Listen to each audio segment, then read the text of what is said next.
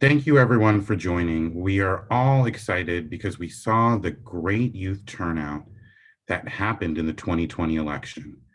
And this month, we wanted to highlight youth and democracy on a multitude of levels. We're really excited to be joined by a phenomenal panel, and I'm grateful for your time in joining the Grenville County Democratic Party in our second Thursday conversation series. We talk about it all the time. How do we get youth engaged? How do we get youth involved? And I think a lot of times we don't see the myriad of ways that they are involved, whether that's intimately or the way that we define politics or the way that they're bucking the system by creating change and external pressure outside the system. According to Catalyst, which is one of the preeminent progressive data providers, they noted some incredible numbers showcasing the importance and need to listen, to hear, and most importantly, include younger folks into our political conversations. In the 2020 election, we saw a phenomenal trend take place as the composition of the electorate continues to change. Gen Z increased by 5 percentage points, taking their total share of the electorate from 2% in 2016 to 7% in 2020. Yes, a lot more of them became 18, but also their level of engagement, their passion, and the issues were really front and center in the 2020 election. We also saw an increase in millennial participation by 2%, from 21 to 23 percentage points. Overall, voters born after 1981, which is both Gen Z and millennial, they made up 30% of the total electorate. When you look at Grenville County, we have so many young people that are looking to get engaged and plugged in.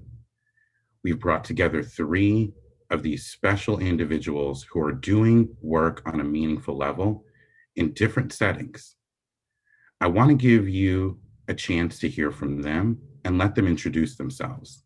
And I'm going to start with our representative tonight from the High School Democrats, someone that I know and many on this call know well, Emily Broderick. Everyone, I'm Emily. I'm a senior at St. Joe's, and I really got into politics my sophomore year of high school, and I began by working on the Dorothy Dow and Matt Johnson campaign. Thank you so much, Emily, for joining us. And we'll be diving deeper into Emily's background and her experience, and also her excitement in going to Boston College, whoop, whoop, in the fall. I want to kick it over to our newly minted, as of yesterday, official chair, taking off the interim title, Ms. Pruitt. Would you introduce yourself to our panel and our group today and share a little bit about your background? Sure. Thank you, Eli. So, as Eli said, yesterday I was officially elected as chair of the Young Democrats at Grenville County. I had been interim chair for about a month and a half before then. But prior to that, I had joined the Young Dems about a year ago. I joined as treasurer, and then a few months later, I took on the role of secretary as well. But really, I got started in politics. I've always been interested, but I started getting more involved in 2019 when Elizabeth Warren was running for president. I was really motivated to get involved just because I thought she was going to do amazing things and I wanted to help with that. So started there and then ended up going local once she withdrew her candidacy. And so I've just been enjoying getting involved with Greenville politics and excited for this conversation and what's to come. And I think you're one of the best examples of why presidential primaries are so wonderful. Through the Elizabeth Warren campaign, we were able to capture your passion, see your enthusiasm, and now the local community of Greenville is going to benefit because of your work. So I think that's one of the great things about having robust primaries, because different people engaged different individuals that we might not be able to engage with as a county party. So that's a story. And our final panelist tonight is Marcus Coppola, who is a former Clemson student and heading to grad school. So Marcus, share a little bit about yourself and your story in politics. Hello. Thank you for having me. My name is Marcus Coppola. As you said, I am a recent graduate of Clemson University. I am the College Democrats of South Carolina and also the College Democrats of America Communications Director. I'm an upcoming student at the American University in Washington, D.C. My start in politics began on a congressional campaign here in South Carolina, District 3. I worked as a policy intern for one of my great friends here in the community, Mary Guerin. Throughout the years, I've worked with local campaigns here in Anderson County, but also with the Grenville County Democratic Party. And now I work with college Democrats across the country. I'm very excited to be here, and I'm looking forward to this conversation. Thank you. Excellent. And what we wanted to highlight is that we have different representatives from a variety of ages, all from a youth perspective. We have young Democrats, college Democrats, and high school Democrats. And I want to dive right into the conversation, and I want to start with Marcus. You talked about college Democrats. You talked about your role going from South Carolina college Democrats to a national college Democrat. Talk about what activism on campus looks like right now and how someone like Emily, who's going off to college, can continue to showcase her skills and your perspective. Absolutely. So I think activism on a college campus really differs based on the area where you're at. One of the best things I can say about Clemson is that activism is rooted in almost every student organization. So no matter who you talk to, you're going to meet a great organizer. But when I was heading into college, one thing I was very excited about was I was looking at local Democratic groups. How I got involved was I emailed the chapter that I was the president for in my senior year of high school, just saying, hey, how could I get involved? I was very excited. But activism on college campuses really tie in with this. It's all about bringing people in, no matter, what part of the country you're from. Because as a college student, wherever you go, you're probably going to have not just South Carolina people on your campus. So there's going to be a lot of voices, and activism is rooted in inclusion. So, working with everyone on your campus in order to try and make the environment and the atmosphere more equitable and great for every person who steps on campus. Thank you for that answer. Emily, you talked about your activism on campaigns. You've worked for several local in the area. What made you focus on local versus what a lot of people tend to focus on, which is the big races, the presidential, the congressional, the Senate? Not that those are bad races, but what made you focus on local?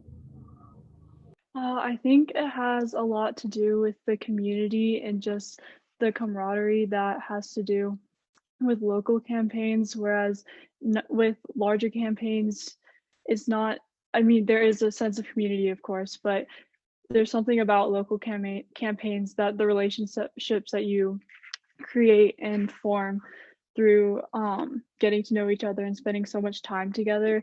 And you also really have a chance to get to know the candidate really well, which I like a lot. So I think that's really what has drawn me to stay with local campaigns. Thank you. And when you talk about campaigning, Kirsten, talk about your life as an organizer. Like, what is daily life like an organizer for Elizabeth Warren? What was that like? And do you think your expectations were met, or was it a surprise when you got that job? So when I was with the Warren campaign, I was doing digital phones organizing. So it was calling people all day, which was definitely not something I expected. I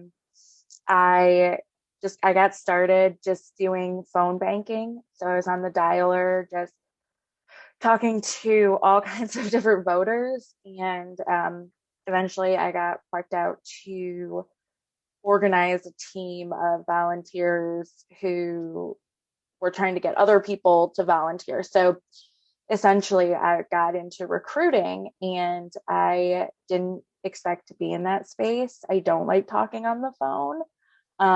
So when I got thrown into that, I was nervous, but I ended up really liking it. Especially once I got into the organizing part of it, where I was trying to recruit volunteers and just being able to talk to people who were so excited about the Warren campaign, because these were people who had signed up to volunteer. Like, they actually put in their name to do it. So I'd get on the phone with them and they were just ready and so eager to talk. So I ended up really liking it, and I did not think I would. So it kind of gave me a different mindset that it's okay to try different things in campaigns that I never thought. Before I was like, yeah, no, I don't want to do that part. I don't want to do that. But it made me realize that you never know what's going to come from a different aspect. So it's good to get outside your comfort zone and try something. And you might hate it, but I like it too. That is a really, really unique thing that I think when we're younger, I think some of us that are older on this call know you have a little less inhibition. You're willing to try more things. And I think as a party, we need to be trying different things and different tactics and not be stuck in the past, because what traditionally we might have done isn't working necessarily. And I think some of the skills that you all bring are bringing new light and shining new ways of communication. And I want to stay on that topic on communicating to younger people, because that's a really important thing, especially with political messaging. So I want to stay with you, Madam Chairwoman, if that's okay, and talk a little bit about where you see the Young Democrats messaging to young people in our community and trying to engage them more in the political process. Yeah, so for me, what I see, and especially with my age bracket, I'm 29, so I'm a millennial, but I know the social media for millennials, and then I feel like Gen Z has some different social media platforms that even I'm not familiar with, that I want to learn more. I think there's a lot of potential there, in like your TikToks and your Snapchats, and I'm not even like with Instagram. That's still relatively new to me, but a lot of people are on there. So I think just trying to reach out to those people where they are, because that's where you seem to find a lot of young people spending their time, is on that social media. So just trying to get messaging out to them in those spaces. No, that's a great answer. And I think a lot of the challenges that we have today is there's so many different platforms and so many different media channels, where in the past you really had your traditional evening news and the morning newspaper, and that was the competition. Emily, you are the youngest of the panel. Talk to me about ways that you communicate with your friends, and talk to me about ways that you believe political messaging can be effective with high schoolers and folks your age. I think the way I communicate a lot is either through like text messages or Instagram direct messages for people who I may want to ask if they want to volunteer.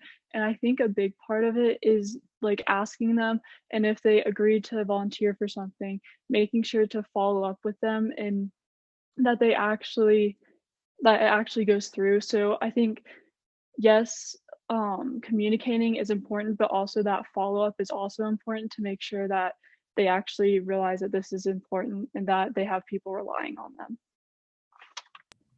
That's a great, great answer. And we're going to flesh out a little bit more about the tactics that you all try and that we're going to incorporate from Young Dems. But Marcus, this is your full-time kind of gig right now, communicating on the national level. Talk to me about a little bit of the differences that you're going to take from South Carolina, kind of the lessons learned, but also how the national messaging differs. This is one of my favorite things to talk about. Obviously, as I'm heading into a communications program, and I work in communications now, I think, we've always heard the saying, a one size approach does not work. I think from my experience here in South Carolina, and especially on the national board for CDA, it's definitely taught me that every state federation is different. Every state is different. So even looking back to campaigns, going back to HQ and, all of the state teams, they have a strategy and each team is different because you have to know how to reach people with the areas that we're in. But I will say my role has taught me how to meet people where they are. And as you were mentioning, there were a lot of traditional methods that we've had to use in politics before. But now with the pandemic, and we're seeing a very big reliance on social media, digital organizing is one of the future pinnacles of politics. So we have to find ways to reach young people on those platforms, but also making things more accessible. Because and this is something that not a lot of people mention, but I like to bring it up because when we're walking into a building and we want that to be accessible, we want to make sure there's a ramp. Well, for social media, we want to make sure that we're producing alternative text to make sure other people can read that, and all of that really builds a message of being inclusive. And whenever we're able to do this on a national level of reaching people on TikTok, Snapchat, as and other platforms that we were talking about earlier, I think that's the real key approach. We can't do something that's one size. We have to really take a look at the needs of each area where we're campaigning and really build a message to go very well with that. Thank you for that. Emily, I want to go back to you and talk a little bit about the strategy that we kind of had a conversation about in terms of where you feel the party can step in a coordinated effort to help grow the high school Democrats. Yeah, so I think that there are really like two aspects to this. So kind of like what Marcus was saying with like the accessibility. So just making it easier for people to find ways to volunteer and maybe like organizing it in a way where people like sign up and they get like a newsletter or something like that. And then that has different ways for them to get involved in more specific things like a specific campaign or a lit drop or something like that. And then the second aspect is really like the outreach. So taking the people who are already involved and getting them to go out to their high schools, get in touch with people who are younger than them so that they can kind of continue the legacy and get more people involved once they've moved on to like the next level, like the college Dems or the young Dems. No, I really like succession planning. I really feel like that's kind of what you're talking about. It's a way to foster growth, but also keep that hard work and institutionalized knowledge within the system.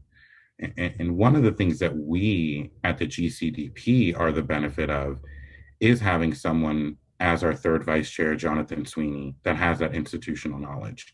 He revived the Young Democrats group that just had elections last night. And it's amazing that several years later, after his activism, he's now working with the party, creating change, and still an effective member and trying to promote what the Young Democrats of Grenville County are doing. So I think that that's a really great idea. And I want you to definitely reach out to us and make sure you're working with us on those. Hey, I'm at X high school, St. Joseph's for you, or I'm at Riverside. Can we get a group together? Can you bring some pamphlets or something so we can I don't even know if young people like pamphlets. That's an old thing. We have a joke on campaign. Our one friend loves flyers, and we're like, does anyone even like flyers anymore? So it's a question we should probably ask. One of the things that I find challenging is trying to get young people to feel that they have a place in the party. And a lot of that is the institutionalized pressure that the Democratic Party makes us all feel. Sometimes it's unwelcoming, but talk a little bit about that. Having a seat at the table as a younger person, bringing that youth perspective. And I'll start with you, Madam Chairwoman, and then we'll go back across the board. So I think what that really comes down to is that recruitment of people and how we do that. And one thing that I'm working on is trying to create and foster relationships with new members that sign up so they feel like they're valued, like they have a place. And like Emily said earlier, following up with people so that they realize this is important and this is what we're doing. And the other thing is having that visibility. Last night we just elected at our elections. We elected our second vice chair, who's very, very involved in volunteering and getting out in the community. So I think he's going to be perfect for that role, to be able to talk to people and bring them in. And then once we can bring them in, hopefully we can start to build those relationships and show the opportunities, highlight things like, Jonathan Sweeney, give examples to people to say that, hey, there is potential for you to move up. There is a pipeline. And I think, for example, the president of the Young Democrats of South Carolina, now she has a seat on the South Carolina Democratic Party. She's the third vice chair there.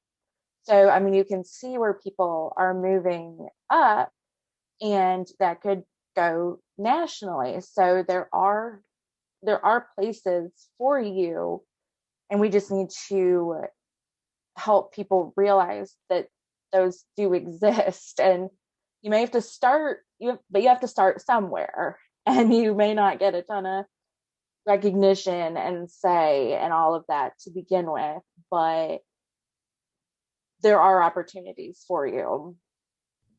No, that's a great answer. And I think we as a party need to do a better job of showcasing, to your point, those opportunities. And like Marcus and Emily highlighted, giving people very easy access, like click here, learn more. And I really want to highlight that our communications department is trying to do those things to be more engaging, but we need more help. I called Marcus and was like, grill me on, tell me what you think about our Instagram. And he was very kind, but gave us some really good pointers too, very objective and good pointers. But I think it's important that we hear that feedback and then incorporate it. That was a great answer. Emily, talk to me about having a seat at the table and what that means to you.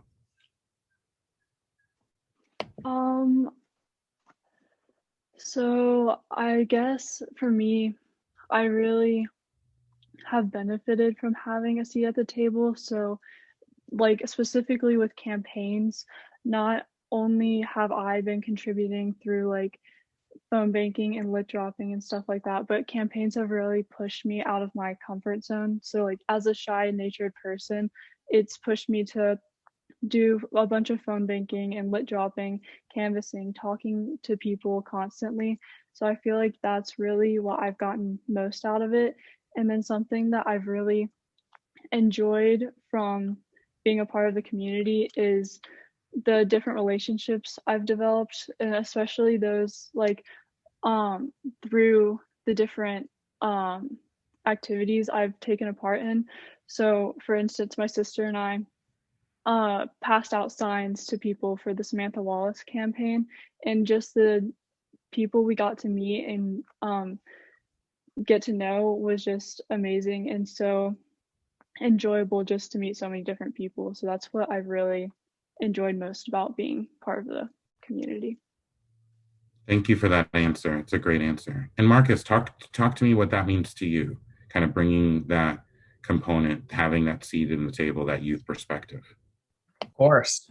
Well, I think one of the first things we have to do is recognize that there is a need for conversations like these. This panel that we have here tonight, I think more county parties need to do that across the country, because we need to physically bring young voices into these spaces and have these conversations. And I think, when it comes to a lot of issues, a lot of people just don't want to have these conversations. And, it's some people are afraid to, rectify where we may have went wrong in the past. And I think as a party now, we're starting to, even nationally, we're starting to focus a little bit more on issues that do cater to young people. But when it does come to creating a seat at the table, one thing I always do like to tell people is, going to Clemson and becoming involved with so many campaigns, I was very privileged to have these opportunities. And when I was 19, I was appointed to serve on the South Carolina Democratic Party's executive committee. However, there are not many students that, had that opportunity like me. So I think we need to really work and really find people in small areas, because we're in South Carolina. Red state Democrats exist, and we have big cities here, we have small towns, and I think we just have to do the work to invest and reach as many people as we can, whether we're sending out newsletters and calling people or expanding all the resources we have, because in a digital era, this is one of the most effective ways to reach anybody. So I think consistently reaching out and making that effort and having these conversations and really giving young people a voice, I think that is a formidable way to give people a seat at the table. Thank you for that. That's a great answer. And I love the way you pivoted to my next question without even being planned, which is we're about issues. We're Democrats. We're about issues. So I want to talk a little bit about what is driving you and what do you believe? I know you guys don't speak for everybody. What do you believe is driving your generation? And Emily, I'd love to start with you. What are some issues that you're passionate or driving young voters? I know for me, some important issues are like women's rights and then LGBTQ plus rights. So just more inclusivity in the world and stuff like that. So I guess that's really what at least is driving me. And I know a lot of other high schoolers and stuff like that. So I feel like those issues and any issues revolving around inclusivity and just making the world a more diverse and welcoming place for everyone. Wonderful answer. Marcus? So, as Emily said, like I don't speak for everybody. I know personally two of the most important issues that I think are under attack right now in this country: voting rights and our criminal justice system. I think those are two things that need to be drastically reformed. We need to expand voting rights and protect everyone's voices at the ballot. But in general terms, I think a lot of young people are really driven by the climate change movement. We only have one place here on this is our only planet. So and there's a lot of damage happening to it, from rising sea levels to pollution. There's a lot of unity within young people to really hold our elected representatives accountable and demanding better protections for our planet. And another thing is student debt relief. College has really dramatically risen in cost over the past few years. So, and I think that's the great part about being a college Democrat, is that there are so many different ideas that each of us are advocating for. And when we come together and build a collective movement, that's when we're really able to push for change on these issues. Thank you. Madam Chairwoman. So I love that we all three kind of have different answers, but I agree with everything that Emily and Marcus said. Those are important to me too. But I would say, and I think especially for the millennial generation, one thing is the insecurity of our economic times that we've gone through, 2 recessions. Millennials are the first generation that are set to not do better than their parents. So every generation has done a little bit better, but then you get to millennials and they're doing worse. So that is obviously, and the student loan debt, I mean, that goes into it for a lot of people. If you have these huge payments and you can't afford to pay for anything, and the way we don't have a living wage in this country, so that's a problem. And I know that there was a rally yesterday for that in Columbia, actually. I know some of our young Dems were there because having a living wage would help in so many ways. If the minimum wage had kept pace with inflation, I mean, we'd be at over $20 an hour right now, and we're asking for 15, which is a start. And then, I mean, healthcare, as I get older, I know some of my health issues, my family's health issues, pre-existing conditions. So just, I mean, I kind of sum all of those issues up as insecurity, just the security of, am I going to be able to afford to live? You know, am I ever going to be able to buy a house? Can I have kids? Just the uncertainty of it is what really motivates me. No, and I really appreciate you highlighting that. I'm going to make a parallel in politics. When people think about young people, it is important, and Marcus highlighted it. Climate change is a driving, very, very, very much a driving factor in folks' impetus, motivation to get involved in politics. But I liken it to when folks think about talking to Hispanics, they think about all they care about is immigration. And I think what you just talked about is an underlying issue that people don't want to acknowledge, that is there, both older people and younger people. Older people, they don't want to acknowledge that they've set the younger generation up for failure, but the younger generation thinking is really the promise of the American dream gone. So I really appreciate you highlighting that and the way that you said that and articulated that, because I think economics is something that we need to be talking to young people about, and that's why they have to have a seat at the table, because their future is depending on the choices that we or whoever's in elected leaders are making right now. I want to talk a little bit about the wild election that we had in 2020. And I want to share my screen really quick with you all and everybody on the call. And hopefully you can see it. And this just talks about voter turnout. And I don't know if any of you have seen these numbers, but if you can see our screen, 2020 had a crazy jump, an increase of young people. And again, I know people talk about it all the time. We need to talk to young people. And then the opposite, they're not coming out. Well, young people came out more than they have in a long, long time. And what we have to do is keep them engaged. So looking at some of these numbers, Emily, I'm going to start with you. Talk to me about why you think younger people got so much more engaged in this cycle. And then I'll go to Marcus, and then I'll go to the chairwoman on that. Just kind of free flow it off of that. But looking at this data, tell me what you think you're extrapolating from that. I think it has a lot to do with the candidates. I think a lot of young people and a lot of people in general really did not want to see Trump becoming or getting reelected. So I think that was a really big driving force as to why there was so much turnout, not only with the young people, but overall. So I think that was a really big driving force for getting the young people to come out and vote. Marcus? Yeah, Emily took the words out of my mouth a little bit, but one of the things that really always takes me back whenever I look at data relating to 2020, I think about Georgia. And not only do I think about young people, but I think about young people of color who have really stood on the front lines in this past election, registering voters, phone banking, and really talking about these issues that matter.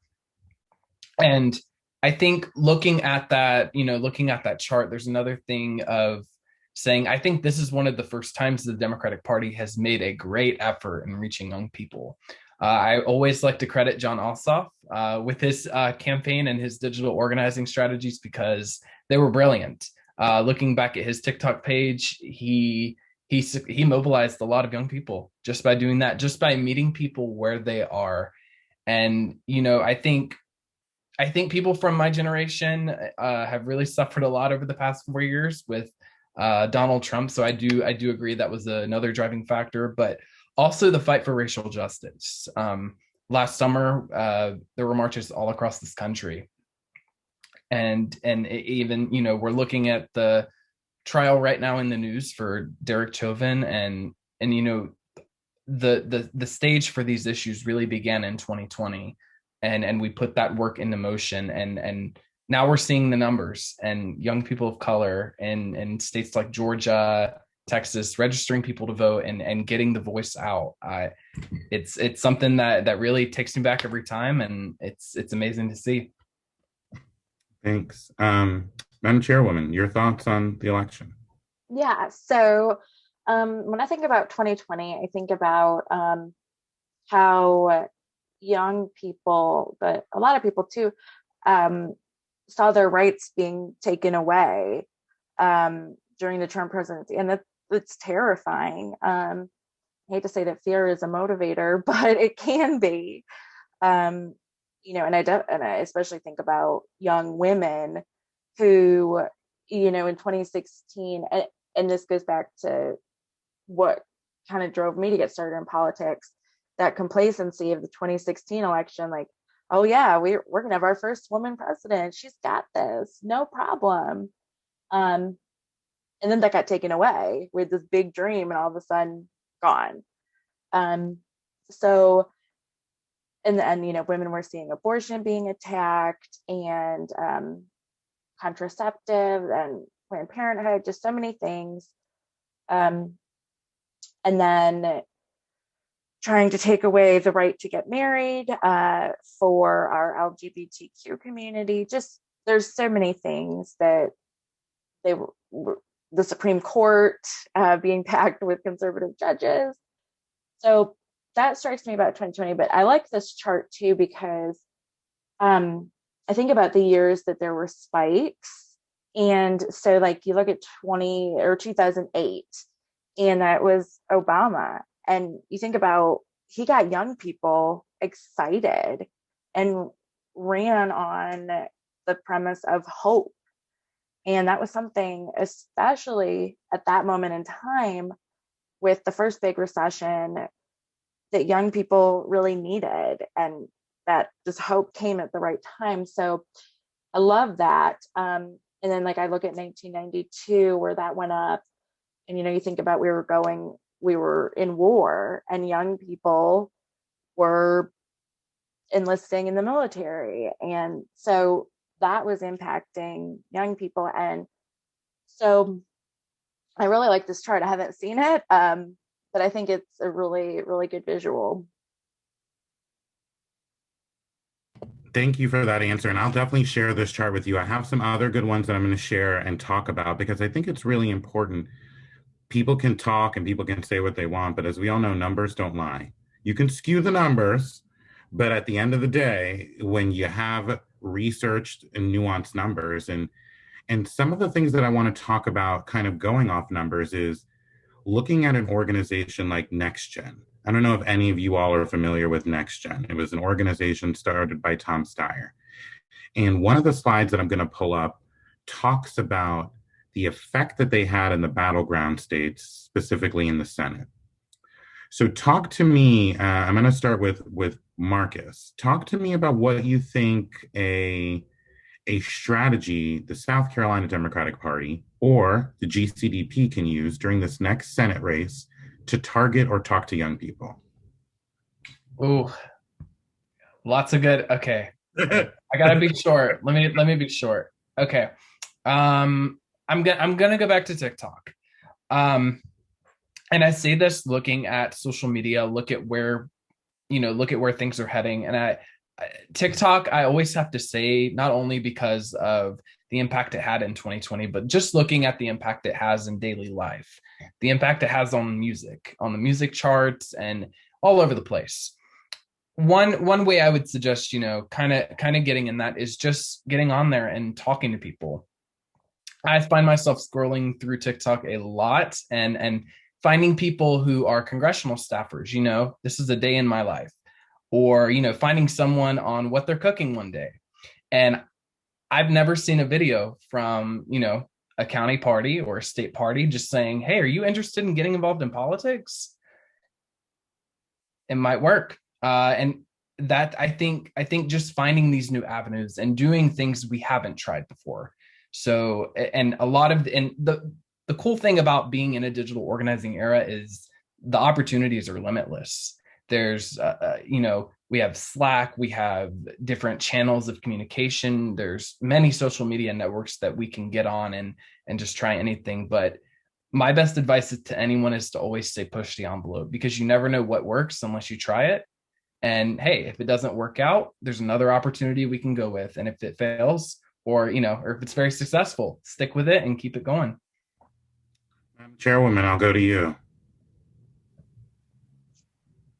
Yeah, well, what Marcus said about TikTok, it's definitely something that I have been thinking about since we had our last meeting and Marcus brought up TikTok. I was like, that's a very good point, and it's something I hadn't thought about. So I think that that's a great strategy. And so for me, that's going to be working with some of the younger people in Young Dems, or maybe not even younger people, but people who are familiar with TikTok, and just saying, hey, I need your help.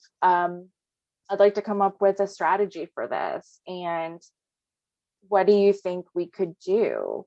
So that I like. And also, a big thing for me is the voter registration. Because I think there's a lot of young people out there that it's not super accessible because the way the voting laws are set up in this country. There's issues. A lot of, especially young people, I've seen this working elections with Grenville County, that young people, they go and get their license, and they think that because they went to the DMV, that automatically transfers over to the elections office. And those two systems don't always communicate. Most of the time, they don't communicate well. So a young person will get to a polling location and maybe they are at the wrong place. Maybe they're not on the rolls at all. And it takes time to try to figure out how to correct that issue for a young person. So I think just trying to give young people the rules, let them know the rules and how to make sure this is the website you should go to check your registration. Make sure you check before you go, check your polling location, do it day of, just to make sure. The DNC has a great website, iwillvote.com, and just publicizing that so that we can get young people to the polls. I mean, even in South Carolina, red state, young people skewed towards President Biden. So if we have more of those, that could have big gains for us. So definitely want to get voters out there. Great point. And not only gains for us here in Greenville, but it helps us win statewide. So it's a really great plan. Something we at the local level are really working on, bringing in a programmatic piece that's focused and engaged on voter registration with a plan in place and people that are focused on that. And we're definitely going to need young people's input, support, and boots on the ground. Emily, I want to end this segment with you really quick and talk to me a little bit about advice you would give for a Senate candidate. Oh, sorry, my Wi-Fi cut out for a second. Do you mind repeating that? No, absolutely. No, not at all. What advice would you give a Senate candidate that's running in 2022 on ways that they can message and talk to young people or young voters to motivate them? Yeah, so going back to the social media aspect, I've heard you and Paul Merlot talking a lot about this, about using social media influencers, so people who aren't necessarily involved in politics, but using the influencers to kind of get out the message to go vote or register to vote from someone who is not necessarily involved. So like just showing that even like normal people it's still like an important thing to do. So just like taking advantage of people who already have such a wide base of followers to get out messages and stuff like that. No, that's a great point, Emily. And basically what I'm hearing you saying is if Beyonce were to put out something, it's better than if I put out something, which I'm offended, but also 100% agree with.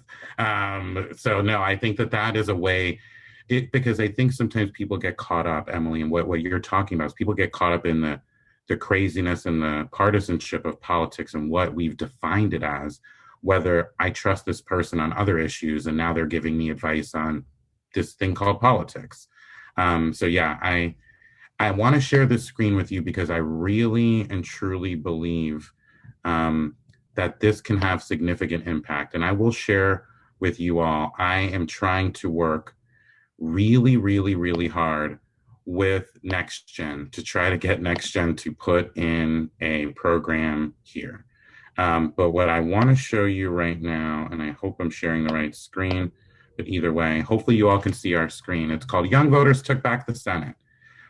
And even in races that we lost, so the Teresa Greenfield race, which was really billed as a great one, Joni Ernst winded up kicking her butt, unfortunately, still 51% of the youth came out for her. And you look down this list, Marcus highlighted the beautiful wins that we had in Georgia. It's the Democratic Party, 68, 67%. Mark Kelly, who I'm a big fan of. I wish Gabby Giffords was a senator, but I will take Mark Kelly if we can't have Gabby Giffords.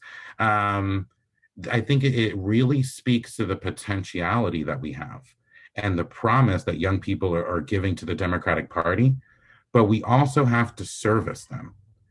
And one of the things that I'm going to flip this other screen, is what engagement does.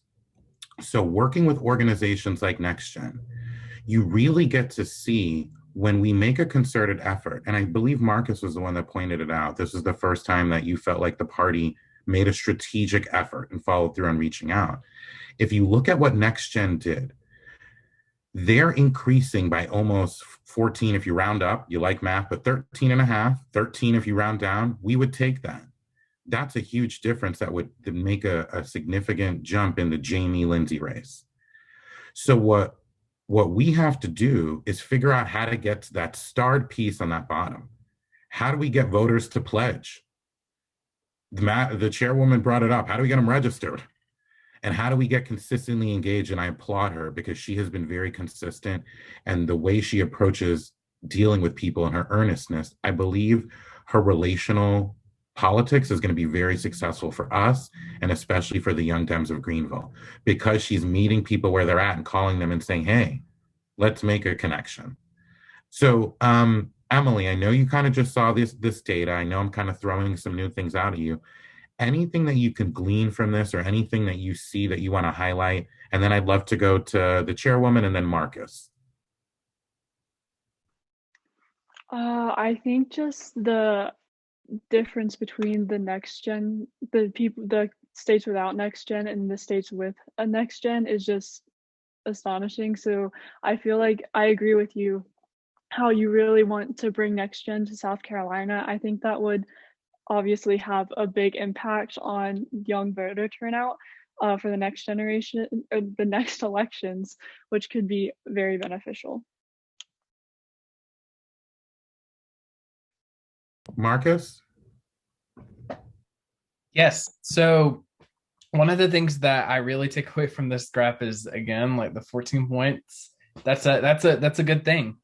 I think to go along with this, and like, is also finding organizers from the community. That point that you made about relational organizing, I think that is one of the most important things in politics, because when we call voters and when we register voters on our campus, we need people from those communities to help with that effort, because as someone who comes from Williamston, South Carolina, and we're all from South Carolina, I think we all know how to campaign well in South Carolina. We know what works, but really emphasizing a stronger importance and really getting more people from these communities to help us in this fight and really get to work on that. Because when we bring other people from other circles who aren't really affiliated with politics, the more people we are likely to bring in, bring a friend to a phone bank, or, register your friend to vote, register 5 people to vote. But I definitely think bringing a NextGen to this state would do tremendous wonders and really shake up South Carolina for 2022. Chairwoman?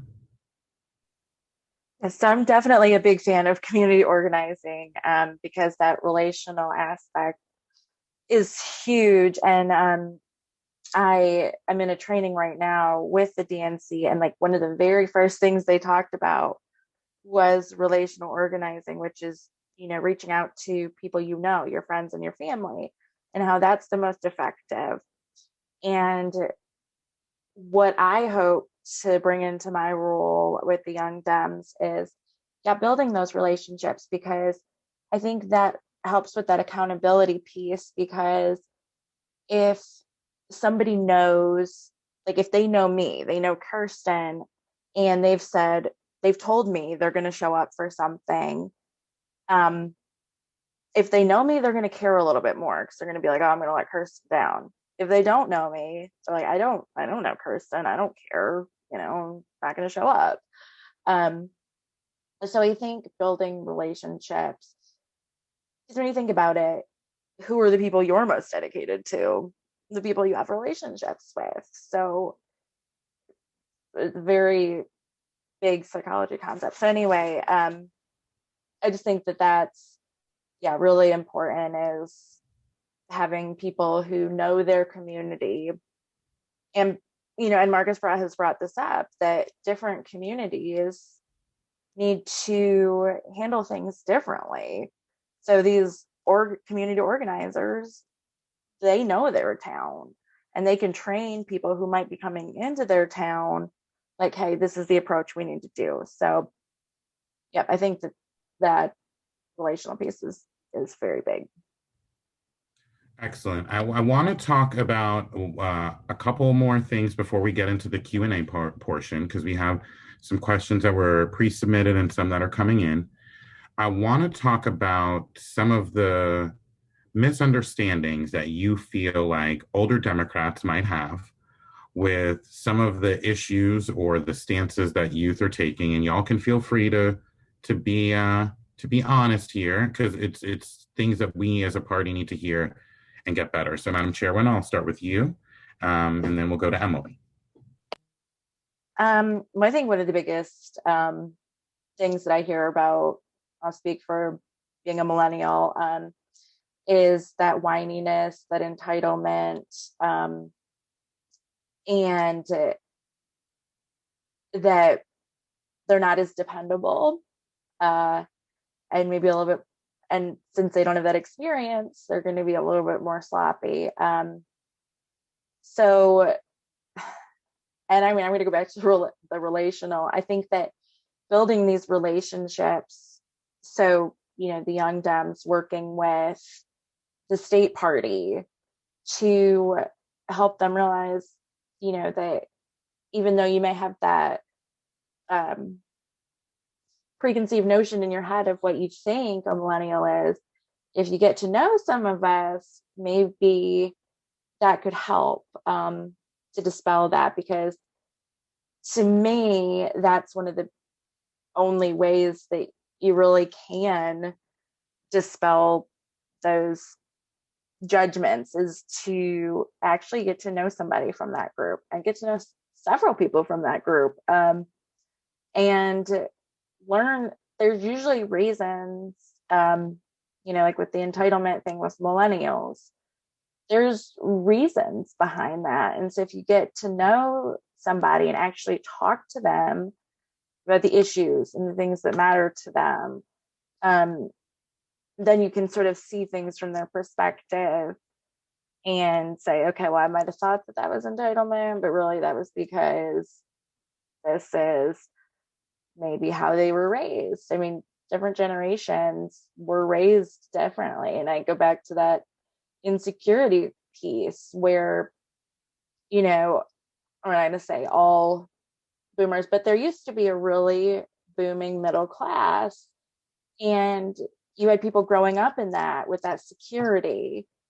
And then we brought along a new generation, and things were a little bit shakier, and it impacts things. So just, getting to build those relationships with different age groups, I think is one of the best things we can do.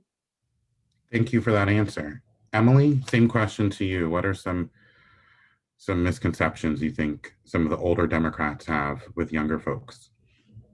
I think for Gen Z, at least currently, is that we're all way like too young to get involved, and especially since a bunch of us are still in high school, that we don't understand the issues that are taking place and we don't understand how to combat them. And I think a way of dispelling this would just be what Kirsten said with like developing relationships, because once you get to talk to people who are in Gen Z, you realize that they are a lot more capable and a lot more able to understand um, the things that are going on, and they have lots of good ideas to combat different issues. So really just giving them the opportunity to understand the different issues and partake in coming up with ideas to combat them. That's a great point, Emily. And I know multiple people on this call would say that you're way more consistent than people that are triple and quadruple your age. So I don't think that people should judge a book or a person by simply their age or what generation they come from. That was a really great point, Emily. Marcus, same kind of question. What are some things and challenges you deal with or want to dispel? Well, and thank you for allowing us to be honest. I think I will say, Kristen talked a lot about a little bit of what I've experienced. I've been in spaces where age has been a question, as if age is determinant upon experience and knowledge. I don't think that's the case. I think anyone has a place to offer. Everyone has a voice, and they deserve to make that known. But looking within our party, I think it's all about finding a better way of how to appease both sides, because we obviously have the same views. I think a lot of, as Democrats, we prioritize things like social justice, racial equity, climate change, but from my perspective, it's all about how we get there. It's not really conversations as we disagree with this, but it's more so what's the way do we do it? Do we raise taxes, or what are we going to do? And I think finding the answers to those questions and really coming up with a better effort to really come up with this policy together, whether we're having committees and we're having different representatives from different communities come speak and talk about the impact of the legislation that's being passed will have on their areas. I think, aside from my personal experiences, I think looking at this from an overall scope, I think, we're always talking about like, how are we going to do it? We have the goals in mind, but I think we just have to build a better plan that can accommodate everyone in the party. No, and I really appreciate you saying that. And one of the things that we at the local party are trying to do to build that, to kind of build back better, in the words of our awesome President Biden, is to have a summit. So this weekend, we're going to try to bring together, and it's going to be the first of many. And we know that you got to start somewhere, but it's to get everyone on that same page so that we understand what Young Democrats' goals are and what Kirsten's vision is, and what Quadro Campbell and the Black Caucus want to do, and what the Democratic women want to do. Because like you said, if we're all trying to compete instead of trying to work together, we're not going to win in an area where right now it's classified as ruby red. But we all know if we bear down and do some work, we can make it purple and lighter shades of blue day by day by day. I want to open this question up. The first question that we have from the audience is from Miss Gail, and it is to Kirsten. And her question is this. It's, you toured the office the other day. Have you had any additional thoughts on how you can use the office to your advantage? I love that question, and it was nice to meet you, Gail, and talk to you. So I'm glad you asked this question. I'm so excited about the remodel of the office. It's a completely different space. It's like you wouldn't even know it was the same space almost. To me, it's really exciting. It's fresh. It brings it into, I think it makes it more appealing to young people. You go in there and it doesn't look, I'll be honest, I was not a big fan of the big tapestries on the walls. So I was excited to see those replaced with like pictures of our elected representatives. That's awesome. I think that's like an encouraging thing. Like these people are currently in office.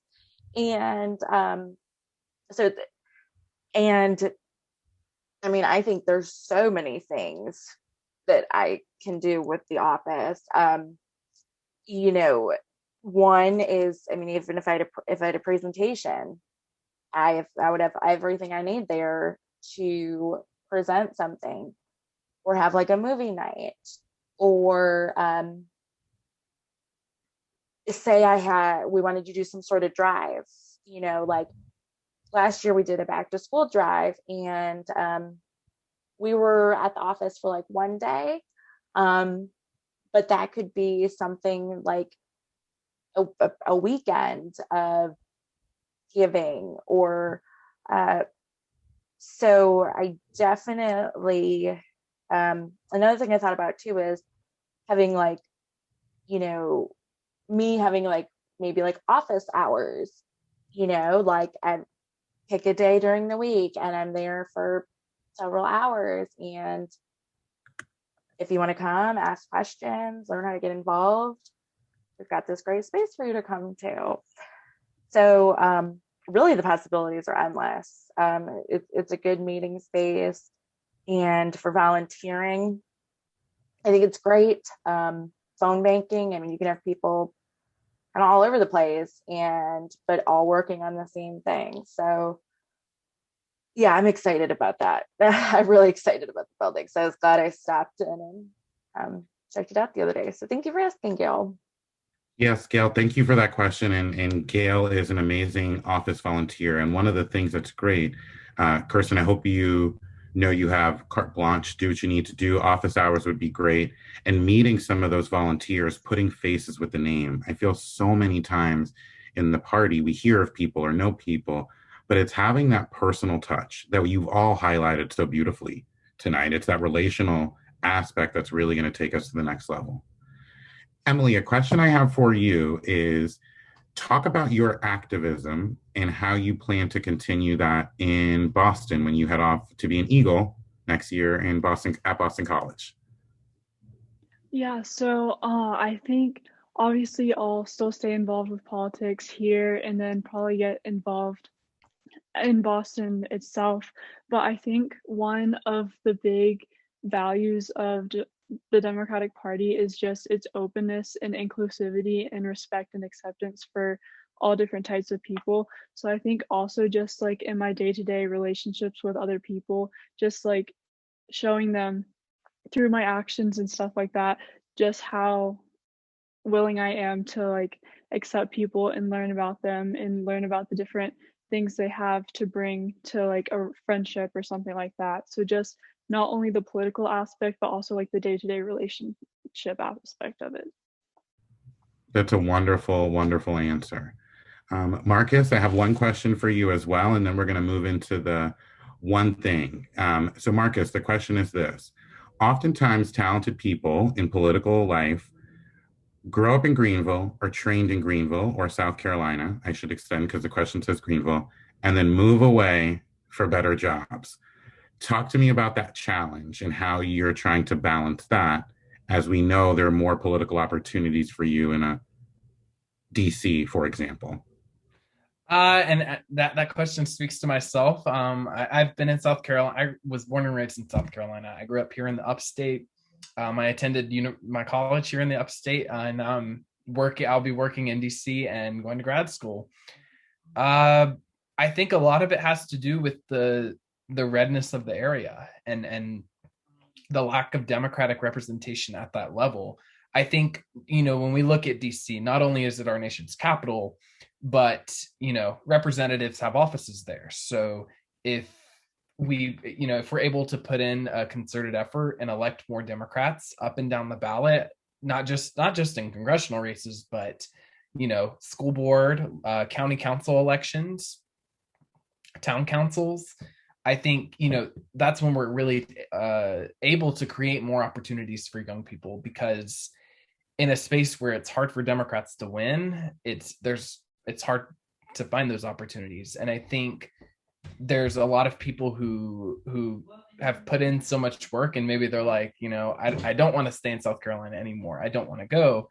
And I think it's up to us to really create a better environment for people here in South Carolina, because that's when opportunities will start cultivating. And that's when, less people will leave and more people will stay in Grenville, and, the process will continue. It's a great answer. And I think we have to build a political infrastructure. I know so many people are working on that, not just in Greenville. I know we're making a concerted effort here, but efforts like the Clyburn Fellowship to build a political class, to build a group of people that can help on campaigns. I'm very hopeful that we can continue to keep our prominence as an early presidential preference primary state with Jamie Harrison as the new DNC chair, whoop, whoop, our own. Maybe we move up even further. So I think that these are opportunities to keep more people home. But I think your point is well taken, Marcus. We have to have the capacity to be able to offer these folks opportunities to stay. This next segment is kind of an area that can take in any direction. I'm going to start with Emily, and then I'm going to go to Kirsten, and then I'm going to go to Marcus. And this segment is called One Thing. It's something that we've done throughout our entire series of Second Thursday Conversations. So what we want to start is saying one thing that you would like to change in politics that would make it easier for youth to get engaged. Emily, I'm going to start with you. I think for this, just letting people know that I know for a lot of people getting involved that they want to get involved, but the time commitment might be a little difficult for them. So just letting people know and letting youth know who have so many extracurricular activities on top of school and family and friends and stuff like that, that they can get involved in little ways, and that even the smallest ways of like doing one phone bank or lit dropping can have a big impact. So just letting people know that their small efforts actually do have a wider impact. And so it doesn't necessarily need to be a huge time commitment if you want to get involved. Thank you for that great answer. Kirsten? Yeah, so real quick, I'd want to just kind of add on to what Emily was just saying. I definitely agree the time commitment thing is important. When I was trying to recruit people for my board, I know that was a hesitancy that people had.